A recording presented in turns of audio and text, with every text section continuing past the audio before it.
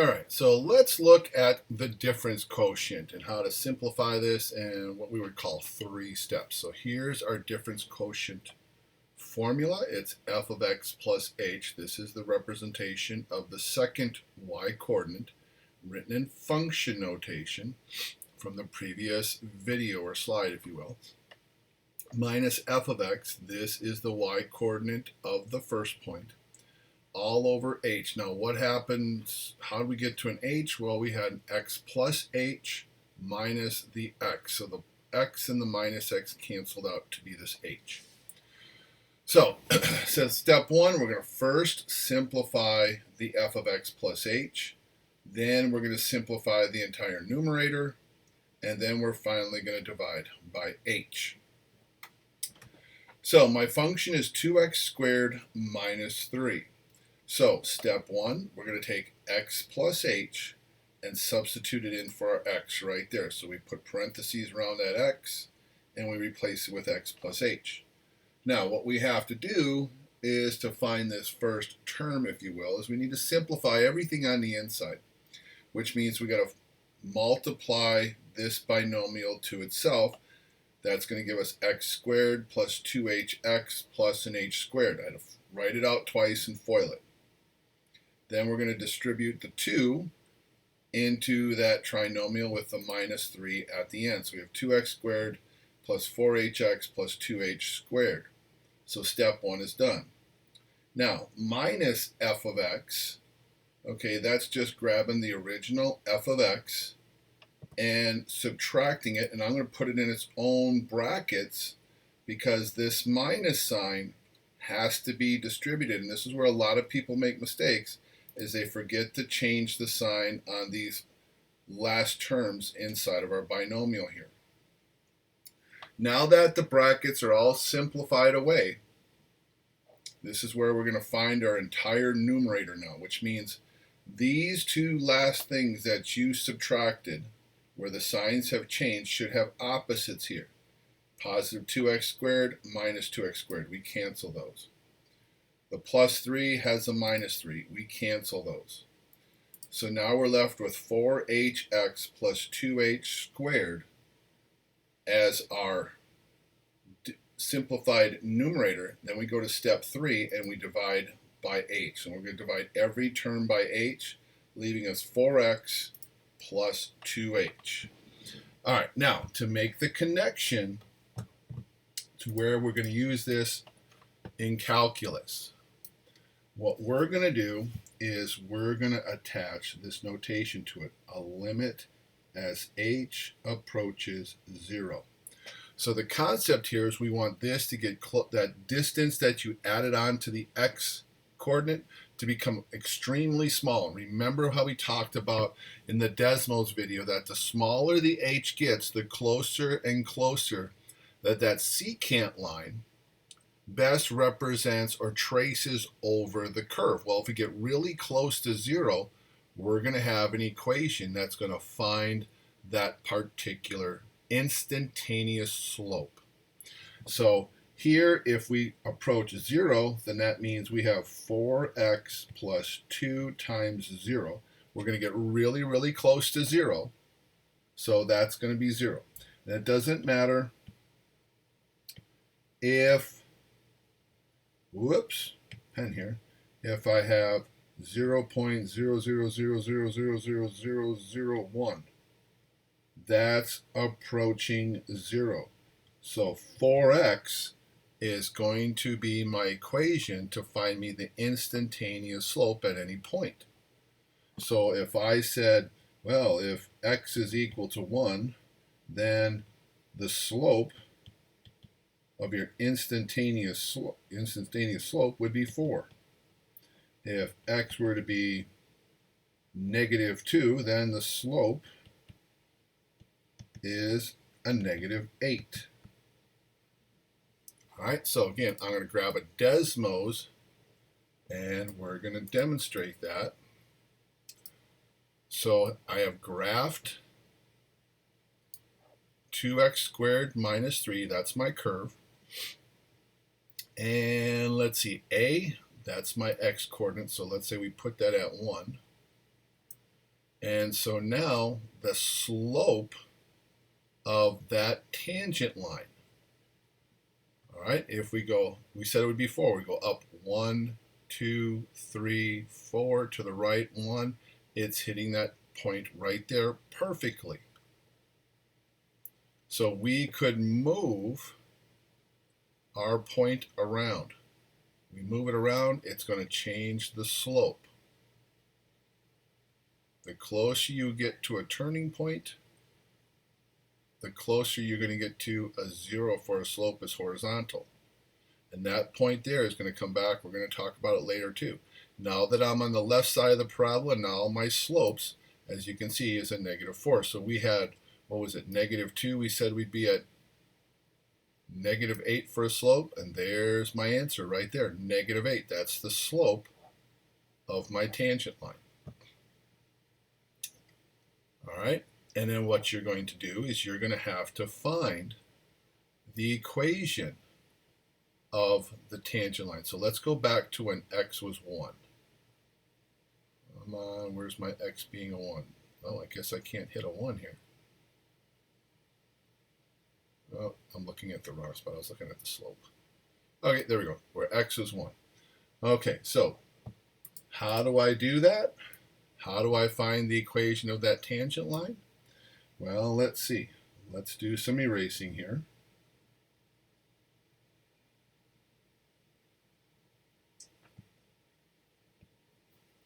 So when we said x equals 1, we found out that our slope was 4. And we go back to our f of x, and we are at the point 1, -1 on the parabola. So that's our point 1, -1. Well, you have slope, you have point, so point slope form, y minus -1 equals slope 4 times x minus 1, or we could simplify that y plus 2, and 4 times x minus 1. There's your point slope form of our tangent line. All right, whoops. Where is it going here? All right. So let's try this one, part B. Now we got to be really careful, because if you notice in this quadratic equation or polynomial function, there's 2 x's. So now this x plus h has to go in for both x's. So parentheses around that x, put in x plus h squared. Parentheses are in this x, put in your x plus h. You'll have to distribute the -4 or -4, whichever you call it. And again, we're going to have to FOIL out this binomial squared, so you're going to get used to writing this down quite a bit. So x squared plus 2hx plus h squared minus 4x minus 4h plus 7. So I've now simplified f of x plus h minus f of x, so minus this trinomial. And again, left everything in brackets because we have to distribute that minus sign, which changes the signs of those 3 terms. And again, those terms that you change the sign have to find an opposite over here. There's positive x squared, minus x squared, they cancel. Minus 4x, positive 4x, they cancel. Positive 7, minus 7, they cancel. So we're left with 2hx plus h squared minus 4h. Now for step 3, we'll divide each term by an h. And our difference quotient is 2x plus h minus 4. And again, we could do the same thing. Let the limit, as h goes to 0, it would cancel itself off, and then your instantaneous slope equation would be 2x minus 4. Now, this is what we would do. This is the technique for polynomial functions, whether it's 2 terms, 3 terms, 4 terms. Rational functions, now that we have x's in the denominator, these are going to take a little more work. At first, you're going to say, wow, I really can't do anything. Okay, so if we do step 1, we put in x plus h into that x, nothing to simplify. Okay, put on the minus 1 over x. Again, nothing to really cancel here. So what I have to do is I have to combine these two fractions together, so I have to have a common denominator. So we're going to have to multiply this first fraction by x over x, the denominator of the second fraction. And the second fraction is going to be multiplied the denominator of the first fraction, x plus h over x plus h. That will give me x minus 1 times x plus h. That's really not going to change anything. Now, you have a choice here to save yourself some time. All right, might be smart to take this minus 1 and distribute it right away. So minus x minus h. Again, really good idea to do this right away and then put it all over that common denominator right away. Well, here my x's cancel. I'm left with negative h over x times x plus h, and now I can finally do step 3, and that is to divide by h over 1. I didn't put it all over h because I didn't want to put a fraction inside of a fraction. So I did my division of h, I put it over 1, use this symbol because now you know when you divide by fractions, you really multiply by the reciprocal. So with rational functions, this last step of dividing by h, I'm going to make a note and say, let's just always multiply by the reciprocal of 1 over h. Those h's cancel, gives me negative 1 over x times the binomial x plus h. And you don't have to multiply that together. You can leave it alone.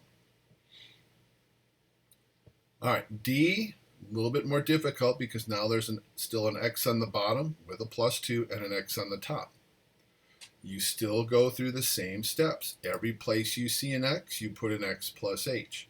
Now here, I wrote it right off to the side of it because notice this plus 2 should really be now included into these parentheses. There's really nothing being multiplied, so I'm going to rewrite it now as a trinomial in my denominator. Minus my f of x. Really can't simplify this. Can't cancel x's or h's. It's either all of it or none of it. So minus f of x, x over the x plus 2. Same step, multiply the two denominators to get your common denominator. So x plus 2, multiply top and bottom. X plus h plus 2, multiply top and bottom. We'll have to FOIL this out. And again, what I would recommend is take this negative x and distribute it right away. I left them as two fractions, and then here's my negative going to change that second numerator. So if I take this negative x and distribute it right away, I get to these three terms. These two binomials multiplied out gives me 4 distinct different terms, nothing to combine together. However, though, these 3 minus terms should cancel with something. So here's a minus x squared, there's a positive x squared, plus xh minus hx, and we have a plus 2x and a minus 2x. So there's our simplified numerator, if you will. Now we want to divide by h, but remember we said we're going to just multiply by its reciprocal. So now the h cancels with the h in the numerator, and there is my difference quotient. Again, you'll be getting lots of practice on that.